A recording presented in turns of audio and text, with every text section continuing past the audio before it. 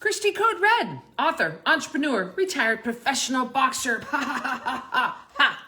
I still got it at 44. I think I started boxing, 20 years ago? No, 2002. My goodness. Hello. Talking about joy. This is something that, I don't know, I think it's one of these things that, a term that maybe we throw around or we don't really think very much about. It's certainly not one we think very much about, the word joy. We think about joy during the holidays because that's part of like the little figurines and the little pictures we hang up as part of our Christmas decorations. Joy, like joy to the world. We sing it in songs during the holidays. If you're a Christian, you might, go to church and hear sermons, or you might listen to podcasts and you hear sermons. And the Bible talks about the joy of the Lord as our strength. You hear about joy as a believer, as a Christ believer, right? So, but other than that, you don't really hear about joy. You don't really think about joy. And a lot of people, I think, might have the wrong definition of what joy is. So the Webster's definition, of joy, and there are lots of different definitions, but here's one: somewhere between extreme hilarity and calm delight. Anything between extreme hilarity and calm delight. Calm delight. I like that. Calm delight. Because there can be chaos in your life, and probably there is some form of chaos in your life. I think it's great if you're living your life and you are, and you don't have any chaos in your life. You're healthy. Your finances are in order. You are, your kids are all healthy. Everybody's doing good. People are happy in your life. You're doing your hobbies. You're living life on your own terms. Like, that's great. And you probably just have this calm delight all the time, and there's no chaos in your life. That's great. I don't really know anybody like that. I think that there's some form of chaos in everybody's life. There's some form of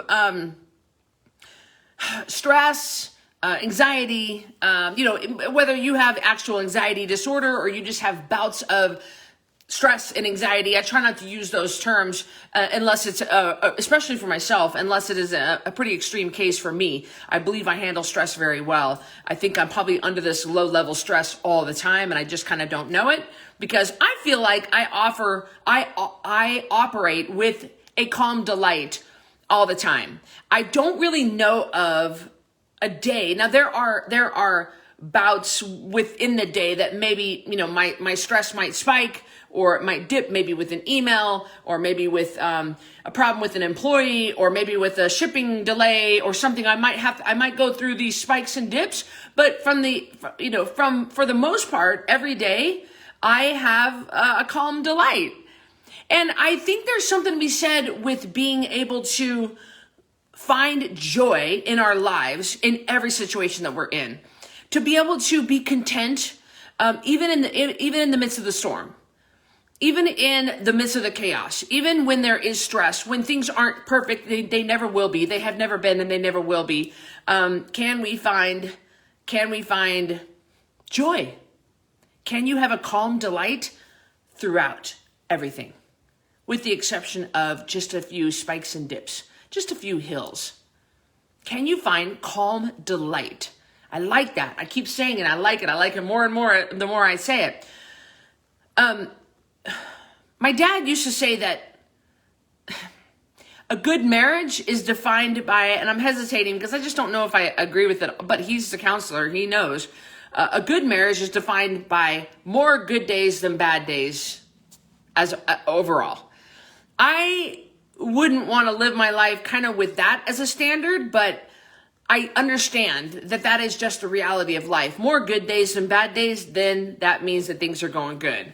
I would like to set the bar just a bit higher. I mean, I know that my marriage is more good days than bad days for sure. I was telling my mom and my sister the other day that Miles and I got into a pretty big argument about something, and maybe it happens 1 or 2 times a year where we really get into kind of a knockdown drag out, but, and really I can it's been a good 5 years since our really, really bad last fight between us, and our argument this last couple of days was over the dog's food. I believe in feeding her a certain food and he doesn't agree with me. So I hope my marriage is definitely better than just having more good days than bad days. I know it is, but I believe that I operate on a day-to-day basis with a calm delight.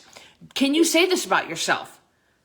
I think that operating with a calm delight, it is a combination of being in control of your life, of being happy with yourself, having your confidence up, being pleased with the progress that you've made, achieving your goals, living life on your own terms.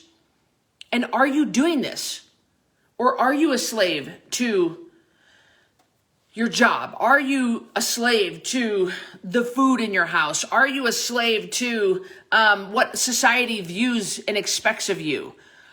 Are you having to conform to what others have put on you?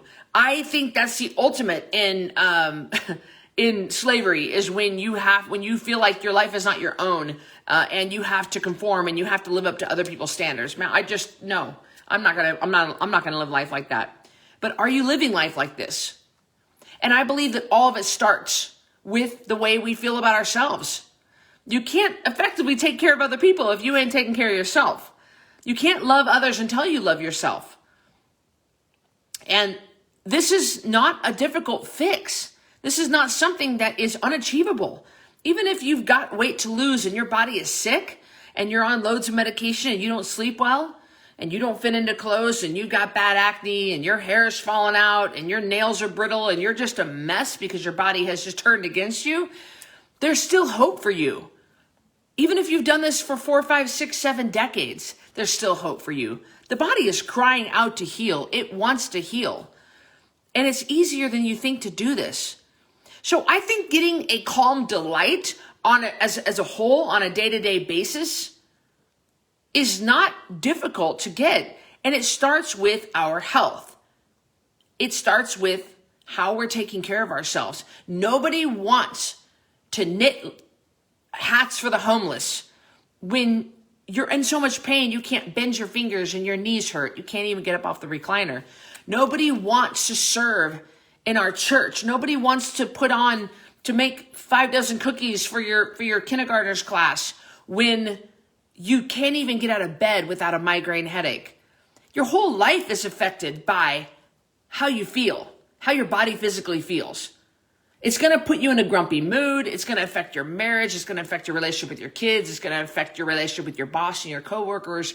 It's going to affect your community service and your volunteer work. It's going to affect the way that you interact with your church members. It's going to affect the way that you interact with your women's group. It's going to affect the way that you show up for your community and show up for your family, show up for yourself. When you're in pain, you are not yourself. Has anybody ever been in pain before? I've had chronic back pain my entire adult life. And let me tell you, it's really hard to keep your mood.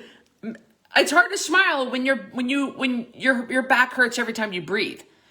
I know this.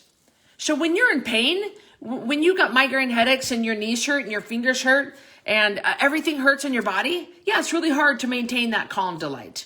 It's hard to maintain joy. So the first thing to do is start healing your body. We start Monday. Let me help you with this. I can show you how easy it is. 10 Pound Takedown. Click the link.